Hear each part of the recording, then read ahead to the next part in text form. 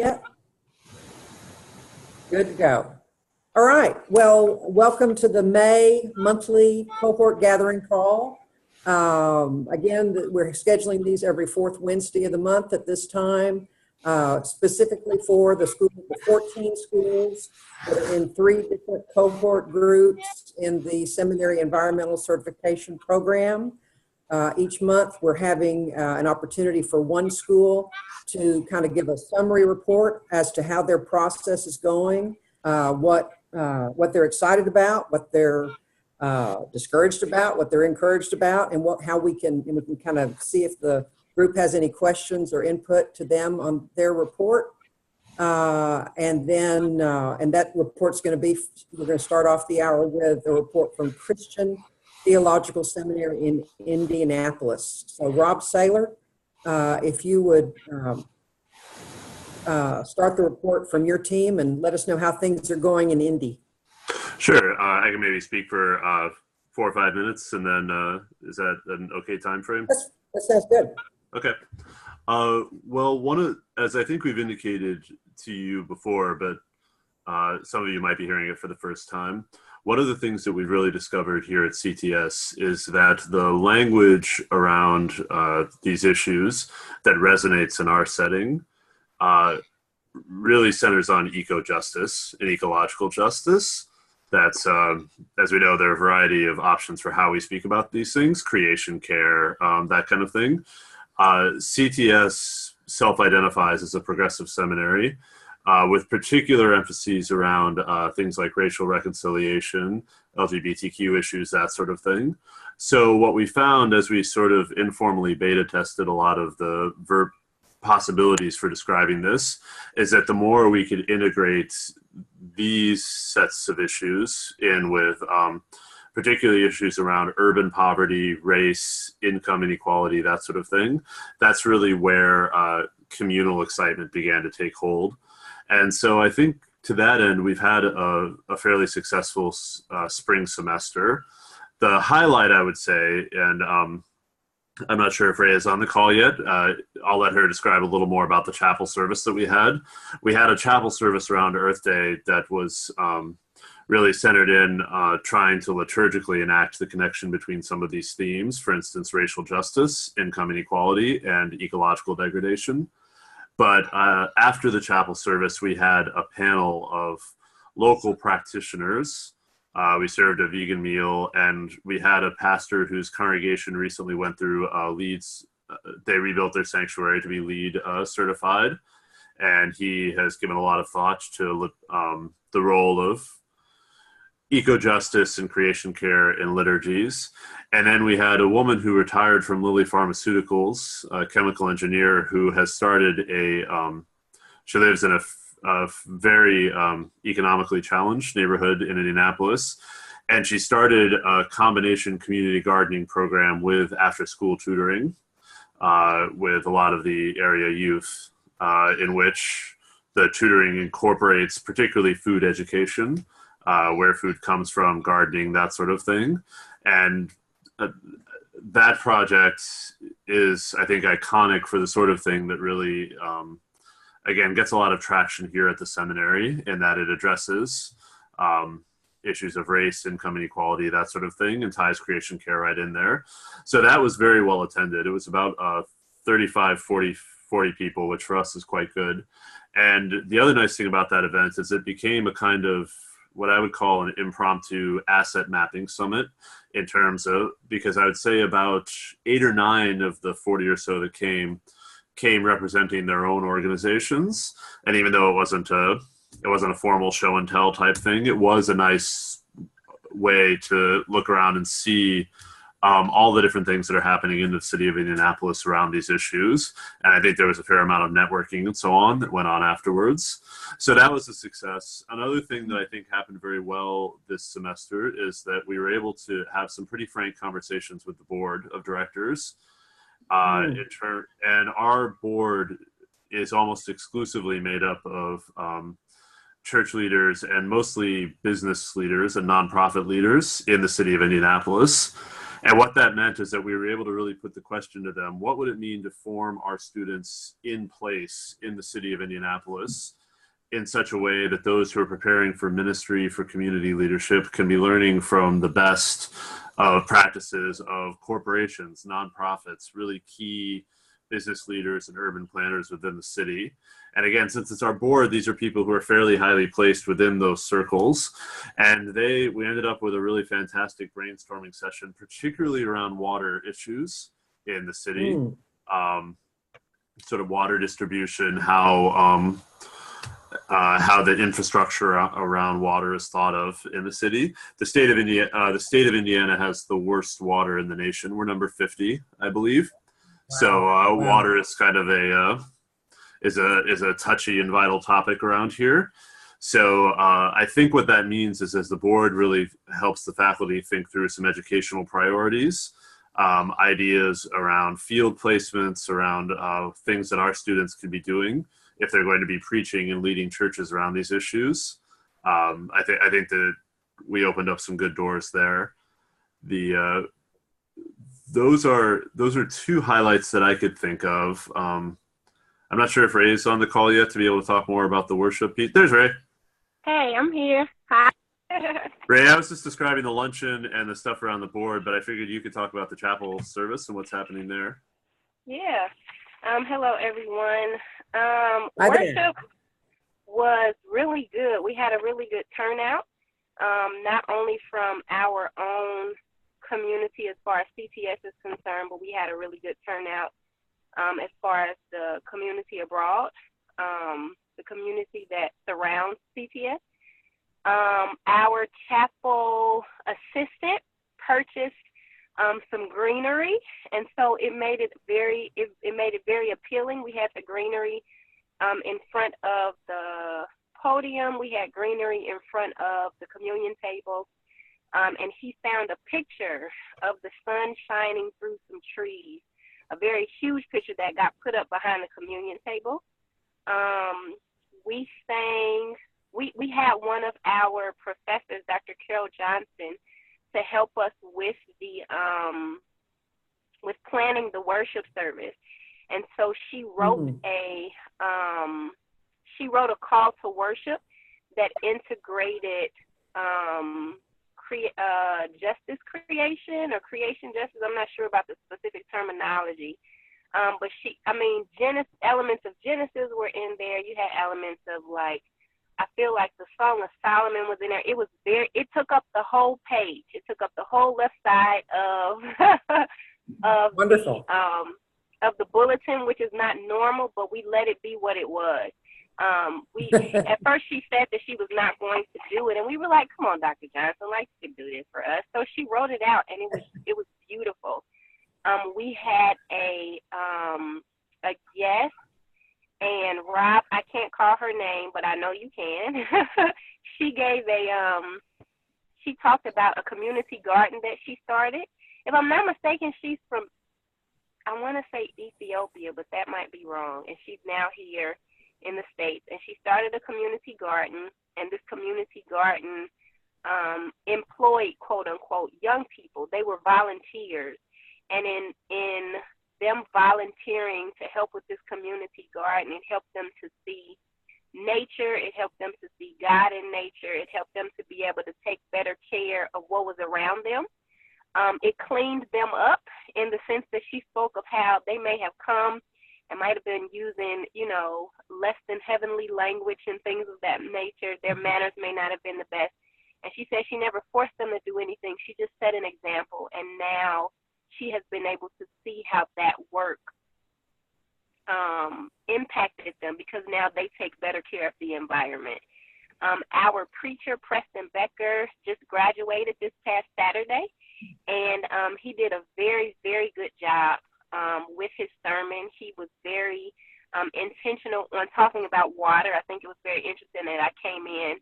One of the things that I heard Rob say, that he was talking about the water. And so the preacher, Preston, talked about the water crisis in Detroit. He talked about Fiji water and how those things are not as glamorous as we might think that they are, how there are people who are actually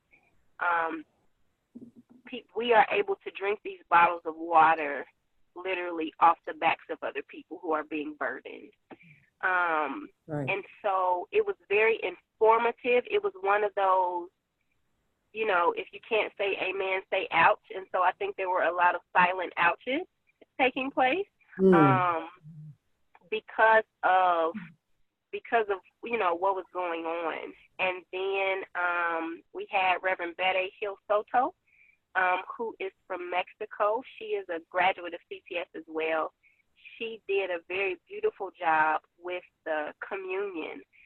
She gave a prayer that was written by a native that talked about it in the sense of like the bread and the body and the cups and the blood, but the way she kind of interrelated everything, you know, social justice, but also environmental justice was definitely just there. And so it was beautiful. It was a beautiful, beautiful chapel service. The house was as packed as it could have been, all things considered. And it's something that we look forward to being able to do in the future. Wonderful. Yes. And then Looks like we've got some screen sharing. Does anybody else's screen say that Gabriella has started screen sharing? It does, and I see that I'm frozen in my right-hand corner. Uh-oh. Yeah, mine's Uh-oh. just saying it too. Okay. We want to shift into the next section in just a minute, but if anybody has any questions for Rob or for Ray, be thinking of those now. I do want to take this opportunity to remind everyone some of the things that Rob and Ray have described can be documented with pictures. We love pictures, don't we, Abby? And when there are creative liturgies that you think might be shareable, we would love to receive those as well, so that we can share them, at least within our certification cohorts, perhaps into the entire network. So let's keep in mind the opportunity to share resources that might be helpful and take pictures. And every month, like I said, we're asking each school to give a report like Rob and Ray have done, and also they're writing a blog entry post that we're putting onto the website. So are there any questions for CTS or anything else that Rob, Ray, or David, who is also on the call, would like to mention before we shift into the next section of the call? I'll say that we had very good engagement with that chapel service. The fact that we planned it around Earth Day, it was deemed the Earth Day Chapel, and I think that was something that helped. And I think that we brought light to a different aspect of worship. It wasn't so much so about what was on the lectionary for that particular time frame. You know, we had a longer than usual call to worship, but it was rich. And I think the people were engaged because it was something that stood out, because it was something that was different. And so I look forward as chapel director, and as well as being able to have the team that I have, to just being able to do more of that, not just on Earth Day or around Earth Day, but to just be able to incorporate some of those elements in the chapel anyway. We have a baptismal font. Sometimes it runs, other times it doesn't. But I know that one of the things that I do is that if people have left water behind, I just take it and pour it in the baptismal font. Like, just go ahead and run it back through the course. You know, so just to be able to have engagement without it being specific to the quote-unquote Earth Day Chapel. And then to just encourage other ways to care for creation, and understanding that we're supposed to be good stewards over this anyway. And so if we are not, it's really nobody's fault but our own. But that we can care for it in a worshipful way that isn't always in a chapel on a Wednesday. You know, we can care for creation worshipfully in other ways. So I'm looking forward to being able to do that type of engagement. Wonderful. Thanks so much. I would mention one thing. Yeah, David, go ahead. Yeah, I just want to say that it's on the Zoom group chat, is the link to the CTS webpage, and that has a link to the GSI, so it links directly to the GSI, but also our own content will soon be there. Communications has had other priorities during the semester, so that'll be one of my responsibilities, will be to update that. So that will be there within the next couple of weeks. We'll have more content on that. That's all I have to say. Excellent. David, Thank I just you. want to say that that is such an excellent example of how we hope schools will use the connection to GSI, that you'll tell the story of your connection to GSI, not just internally in your internal audits and the conversations that we have in these cohort gatherings, but also publicly on websites. And so I really appreciate that you are working towards that public face of engagement. And there's a couple other schools that are doing that, but we'd love all of the schools to have that public storytelling about what you're doing in the GSI. So thank you. Thanks, you're welcome. Yes. Do the practice and tell the story. Now, I'd like for us to shift into the next portion of our call and introduce Lisa Dahill, who is our mentor that we've invited to talk to us about section B.1 of the certification standards. That language doesn't mean anything to anybody but you, because you know what the certification standards, how they're organized, and the first 3 monthly cohort calls dealt with the 3 different sections in the focus area on education. This month, we're shifting into the second focus area, which is liturgy, ritual, and worship. And B.1, that section is entitled Incorporate Environmental Themes into Liturgies, Rituals, and Worship. Lisa Dahill is on the green team for Pacific Lutheran Theological Seminary and is a well-known expert in this field. So, Lisa, I'm going to hand it off to you to spend a few minutes on thoughts that you have on this particular area, and see if anybody has any questions, please feel free to submit those there in the chat box. Lisa? Yep. Good to be with all of you. I am thrilled to be part of this process with PLTS. I was on the green team and helped start the process at Trinity Lutheran Seminary, which is another one of your cohort schools as well. So it's great work. And so I hear 2 primary pieces of this requirement: content toward care of creation, etc., and skills and experience, so competencies toward leading in this area. And so I want to address both of those as sort of broad topics. In addition, kind of in the middle, I'm putting context. So content, context or location, and then competency. And so I have, you know, I could do a whole semester on this, so I'll try to be brief. But if I get carried away or whatever, and you need to bring me back to topic and keep moving along. Go ahead and get carried away. So for content, as you know, the words of what we do, but also the significance, the meaning, the theology of what we're doing in worship. I want to put out there a couple of sort of meta topics. One is, in my own work and many others are working on the question of the book of nature alongside the book of scripture as resources, as divine authoring of the word of God found in creation as well as in scripture.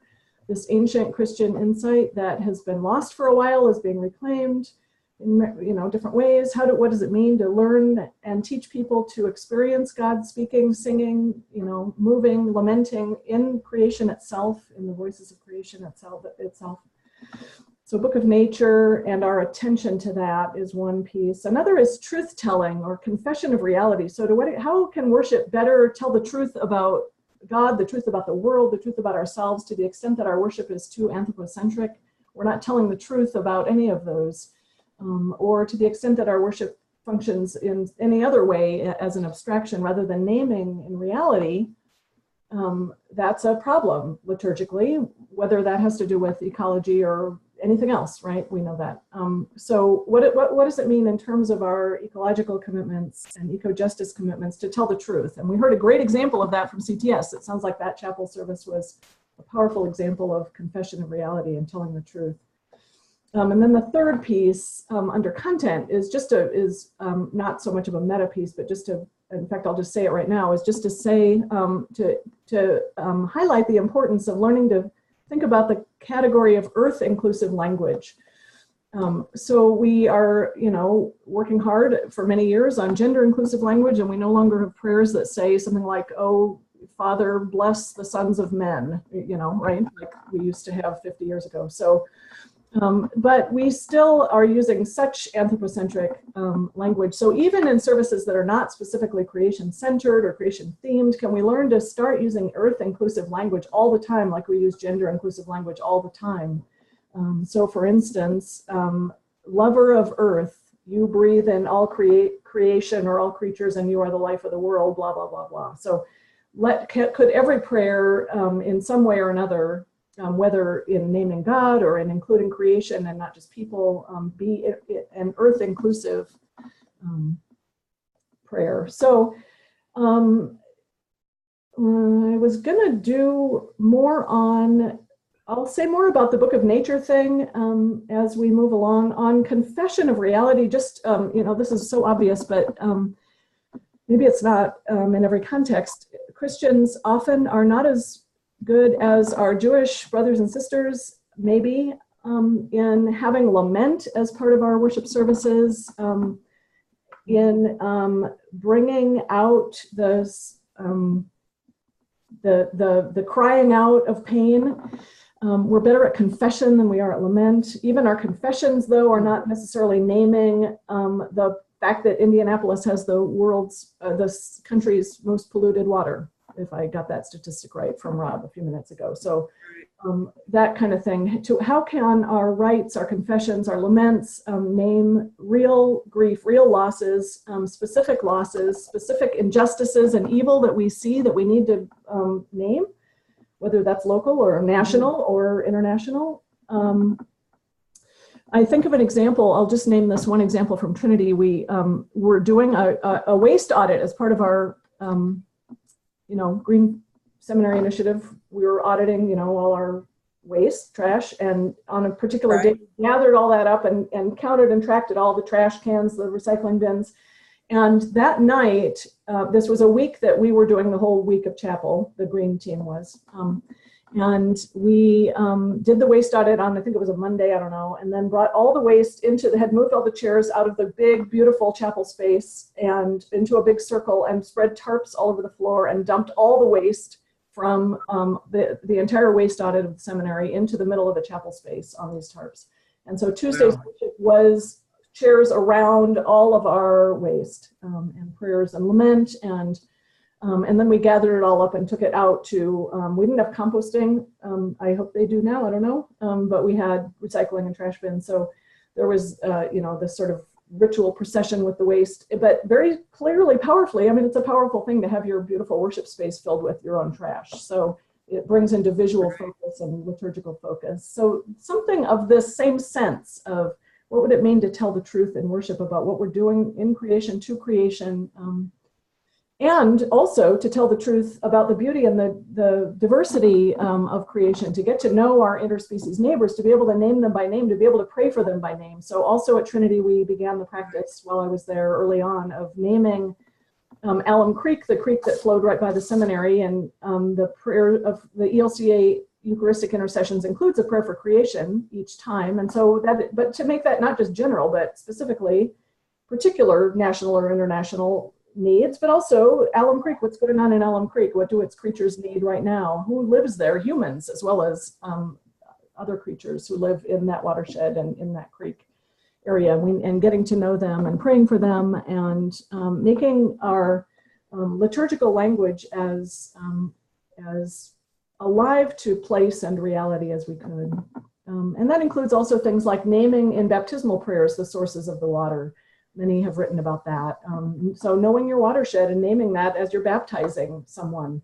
Where this water comes from here in California, it's imported water in Southern California. So where is this water coming from? Well, it's coming from the Sacramento Delta. It's coming from the Western Sierra Nevadas. So we name the watersheds that the water comes from. I recently heard of someone who takes the confirmands hiking along the watershed from which the water comes for baptism to get to know those waters that place. So those are examples of preach. We could talk about preaching. We could talk about sacraments. What does it mean to tell the truth? What does it mean to name reality? What does it mean to let the voice of creation be heard in our worship? Not just the voices of humans, to have locally sourced, etc. Also, I've been working on questions having to do with lectionary. We can talk about that further in the Q&A if people wish. I've developed a set of alternative first lessons for year C during Lent and Easter that bring in creation themes as a way of bringing into the whole Paschal cycle of the church year this the life and death of creation itself, the Christological permeation of creation itself, not only in the season of creation and sort of the ordinary time season, although that's great too, but doing that within the Paschal cycle of the church year. And I'm also working with a colleague now on new feasts of the church year, which is an interesting we'll see what comes of that, out of the Story of the Universe project. And could the Book of Nature and the larger universe story also inform the feasts that we celebrate in the church year? So we're working on that as well. As to location and place and context, just a couple of words on indoor worship, but I want to talk a little more on outdoor worship. That's one of the electives. Good. So indoor worship that brings the outdoors in, things, and we heard about some of that from CTS again, of bringing in plants, of you can obviously bring in more water, bring in rocks, bring in, or whatever, lives in your bioregion. Art that is locally made that includes actual physical elements or portrays local bioregion.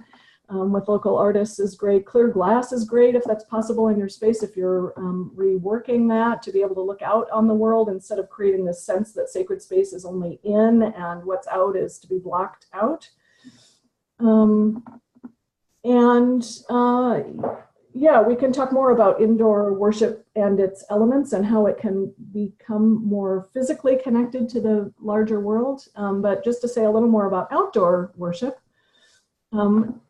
partly because interfaith is also one of our electives, and interfaith worship especially ecological worship, just works better outdoors. We're not in somebody's space where others feel like they're guests or strangers or not wanted or whatever, but this is the world that we all love, right? That we're all at home in. It's common space for everyone.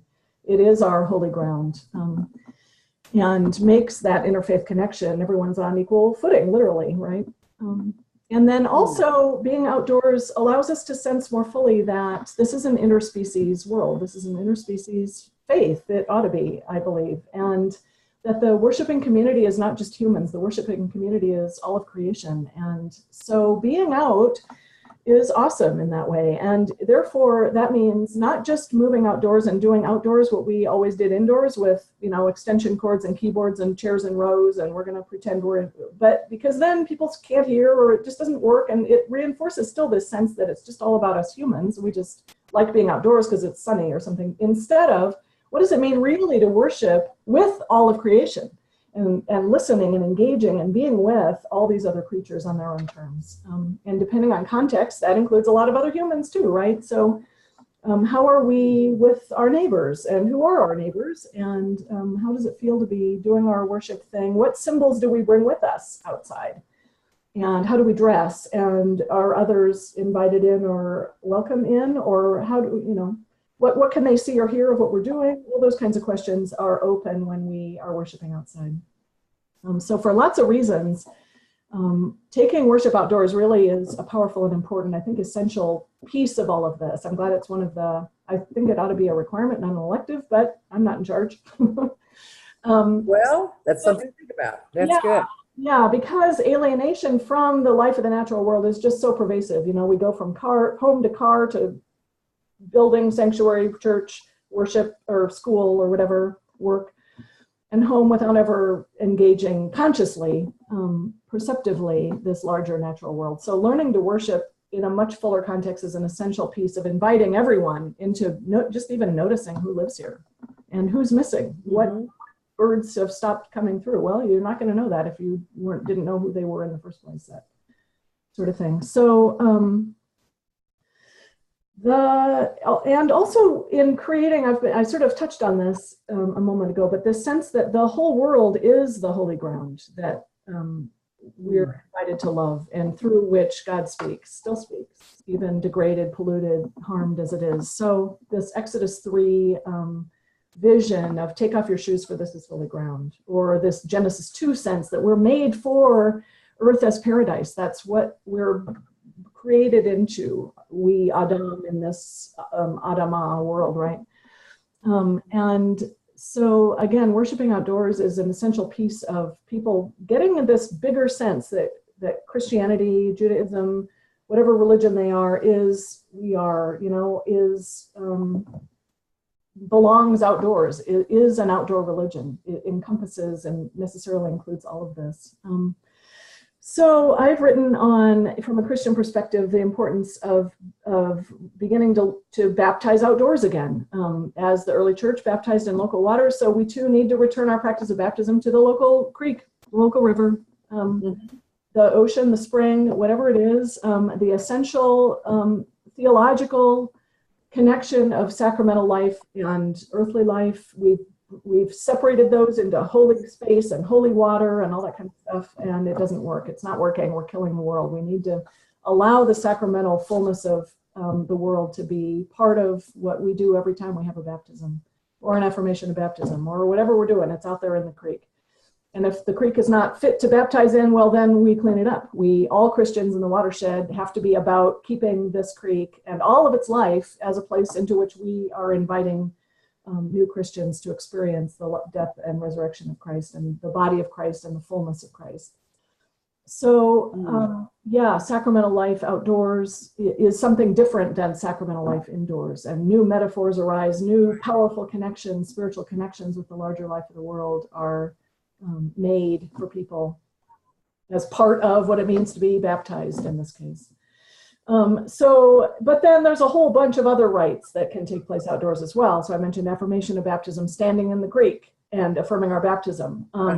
Standing in the creek and affirming our baptism and renouncing evil in ways that name the evil that is afflicting this creek and our world. Not just in general, I renounce the devil and whatever, right? But what is that, right? And how do we renounce it? How do we live that renunciation? And what is the life of the world, and who is the life of the world? All that is different when you're standing in a creek and know that larger life and all the beauty that lives there and how threatened that is.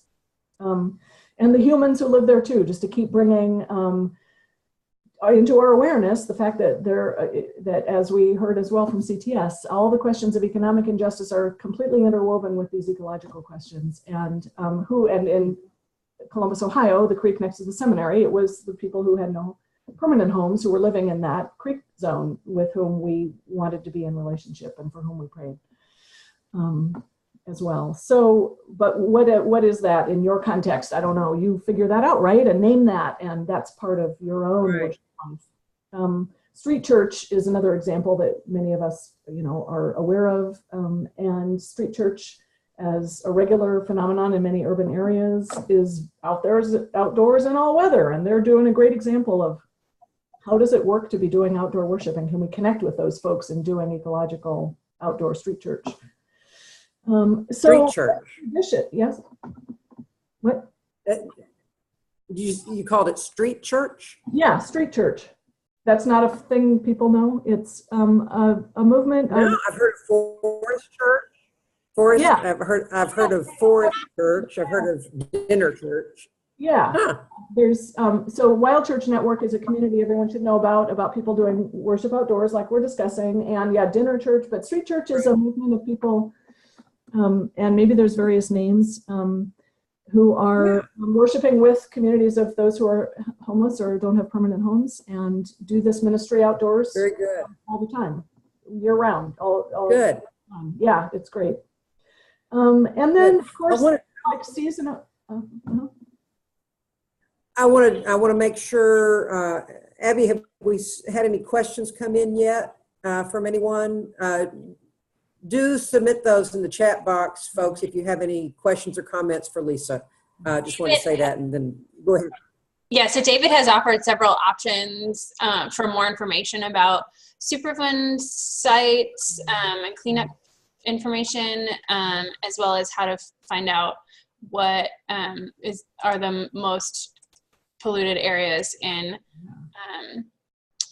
the United States. I'm also trying to find an article on Street Church to share with all of you. Good.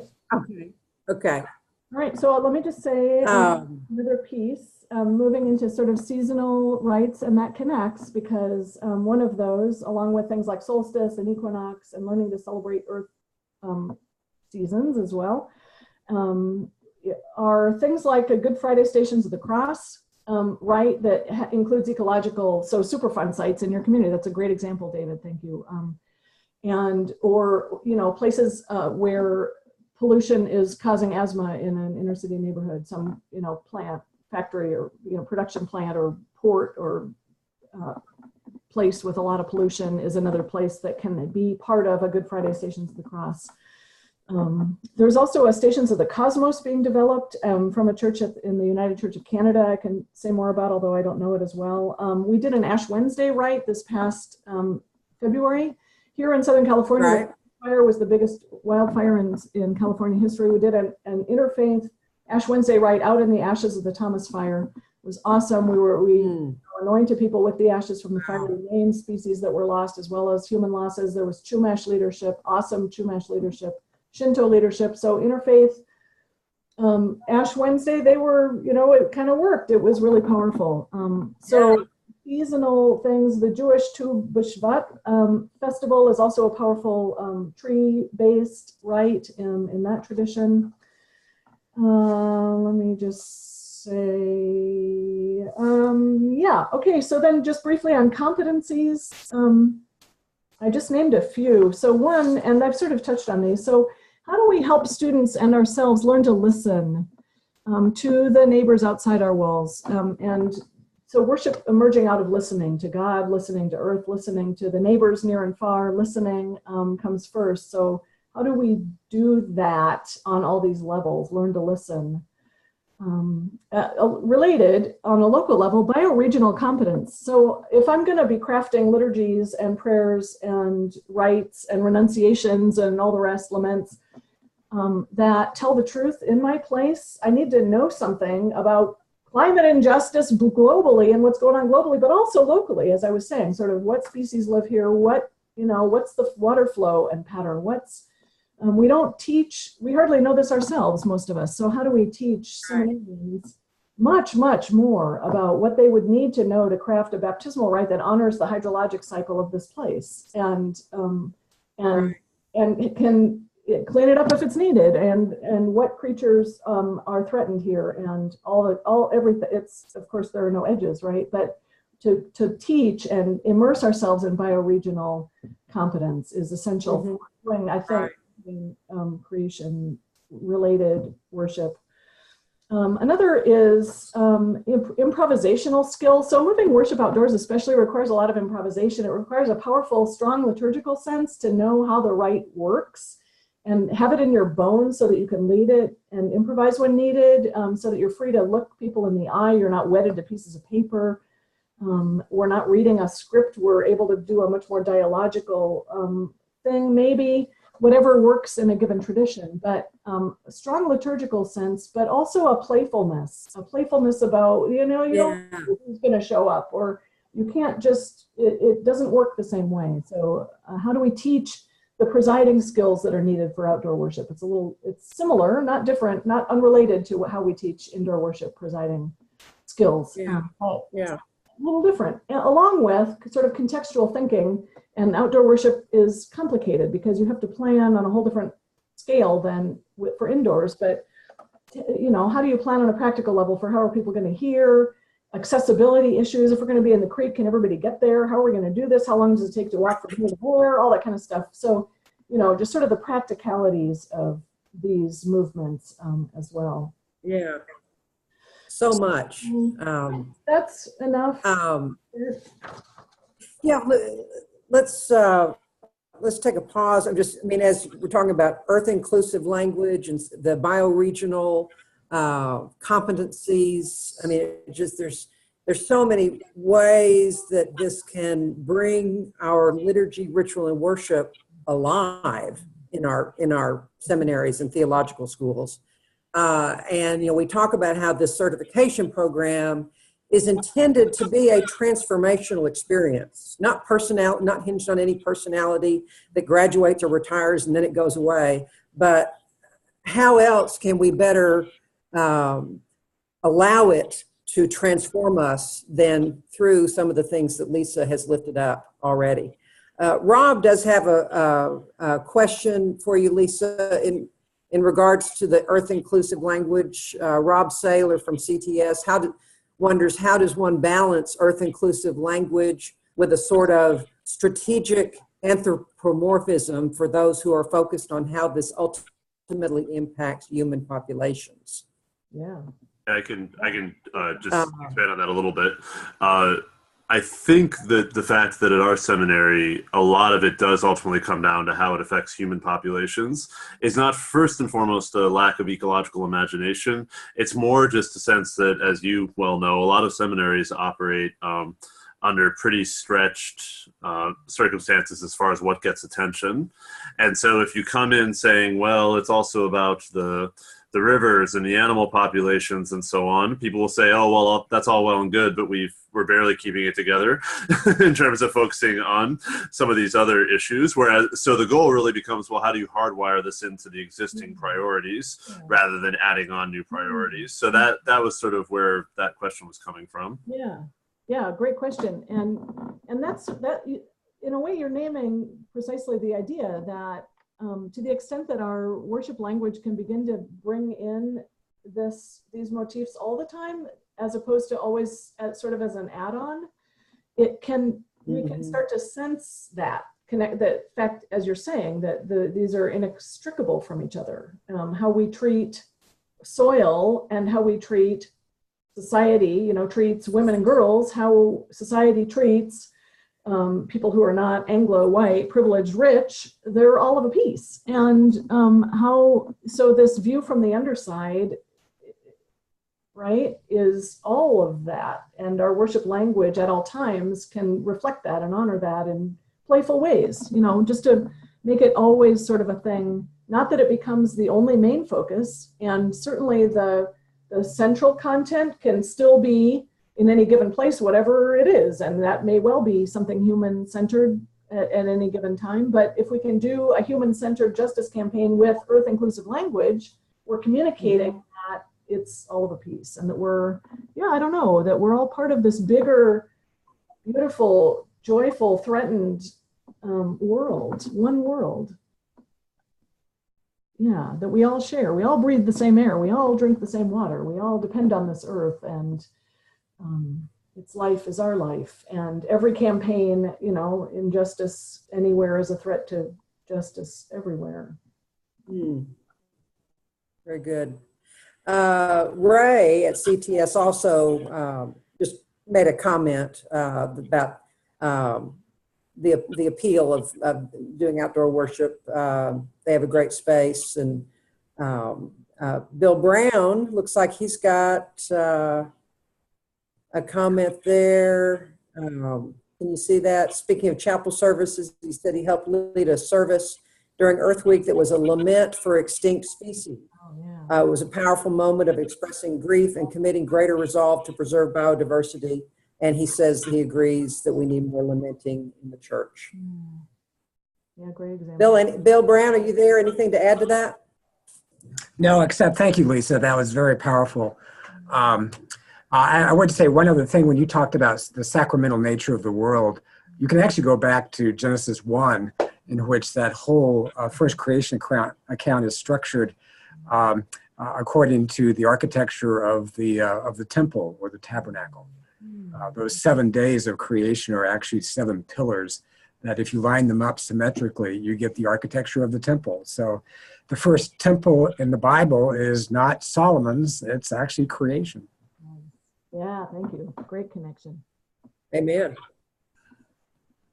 Bill, would you be willing to share the liturgy from the Lament for Extinct Species with us? Sure. It was basically a PowerPoint presentation whereby I presented images of different extinct species, from the golden frog to the ivory-billed woodpecker to most recently the northern white rhinoceros, which went extinct just 2 months ago. And it was accompanied by Aaron Copland's The Fanfare for the Common Man. And I retitled that as Fanfare for Extinct Species. And so, so there was the visual musical component of that. But there was an actual lament that was adapted from another source that I'm happy to share. Thank you. Wonderful. How are we doing on time, Abby? We have about 10 minutes. Okay. And Lisa, this has been so much, and we could spend all semester on this, and I would love it. Any closing remarks before we kind of open it up and have a chance for people to go around and make any announcements or questions on anything else? I would like to add just one thing to Bill's comments. I agree that looking at extinct species is an extremely powerful way to get the point across, to make an emotional connection with people so they understand what's at stake with the environment. And of course, it's not just us. One that affected me was Rab's tree frog, which there was a Pulitzer Prize winning book written about that from one of the New Yorker authors. And the species that she was studying actually went extinct just after she published her book. So they were not able to save Wow. that. Yeah. So Wow. thanks to Bill Brown for that. That was a very powerful way to think about what's at stake here. Thanks, David. Lisa, anything else? No, that's, you get it. Yeah. And Well, we're so grateful to you for your time today and for your work on this particular focus area. It has been and will continue to be transformative work, and we're grateful for your scholarship. Next month on this call, we will have Heather Elkins help leading us in a focused conversation on the next section in the certification standards, which is B.2, worship competence. So actually, we got to take classes on this stuff, on homiletics and worship, and so what are some insights that we look forward to hearing some insights from Heather as they pertain to some of the specific requirements and electives. And some of the electives we might wish they were requirements, and let's lift that up and make it happen. So thanks again to Lisa, and we look forward to this similar conversation with Heather next month. Right now, I want to kind of open it up.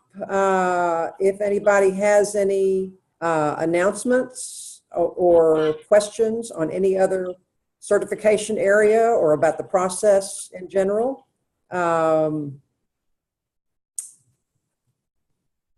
It's wide open. Anybody have anything?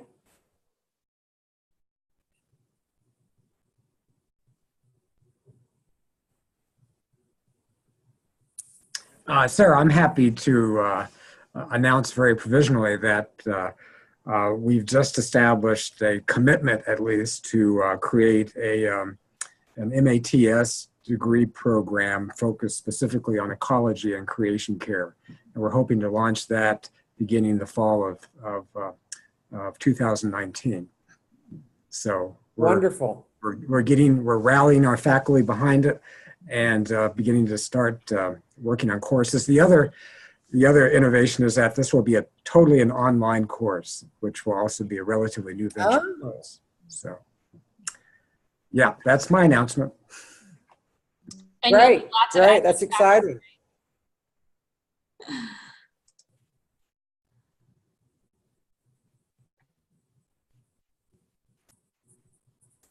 I'm putting the link for the group and the Facebook page into the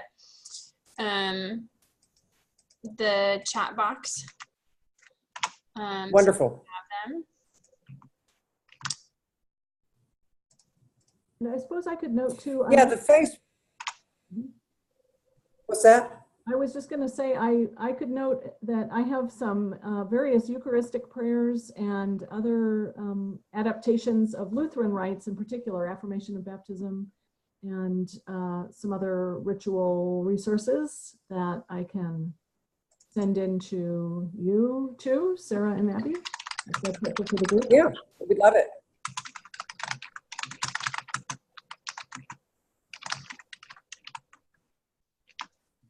We would love it. Just a reminder on some deadlines coming up. All of us have been busy with the end of school years and life. So we have, Abby and I have extended some of the deadlines that were hanging over everyone's heads this spring. The third cohort is finishing up their comprehensive internal audits. That's Boston University School of Theology, Universidad Biblica Latinoamerica, Garrett, I'm afraid I'm leaving somebody else, Hebrew College, and Union. We've extended, and some of them have already finished that, and hooray. But for those that haven't in that third cohort, we've extended that deadline to the end of June. We hope that gives you adequate time to give this a really quality team effort. This is an important step before you shift into the development of your action plan. The second cohort schools are finishing up the development of their action plans. Some of them already have them submitted, but for the rest of you, which is Drew and Columbia Theological Seminary, Austin Seminary, Claremont, I think PLTS actually has turned theirs in, which is great. Again, that second cohort, you've got until the end of June to submit your action plan. And these are living, breathing documents. So they will continue to evolve, but it's good to have deadlines, as we know.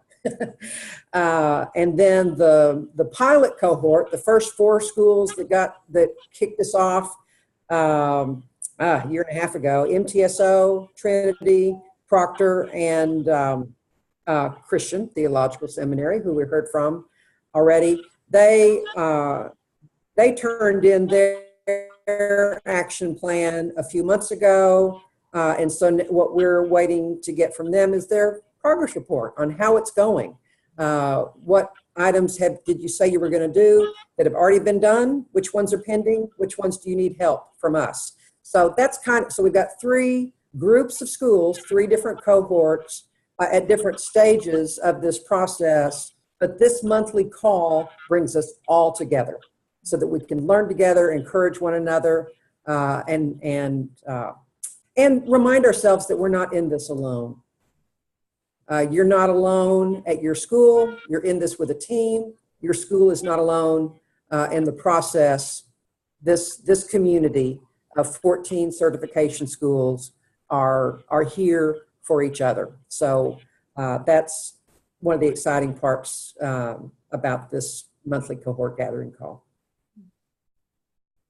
Sarah, this is Richard Boyce at Union Presbyterian Seminary at Charlotte. Thank you for that grace time. We've just finished going over our building audit, and we're scheduling, I see Dennis is in on this call, we're scheduling a meeting of our green team. So we hope to get our materials in by the end of June, but thank you for that extra space. Right.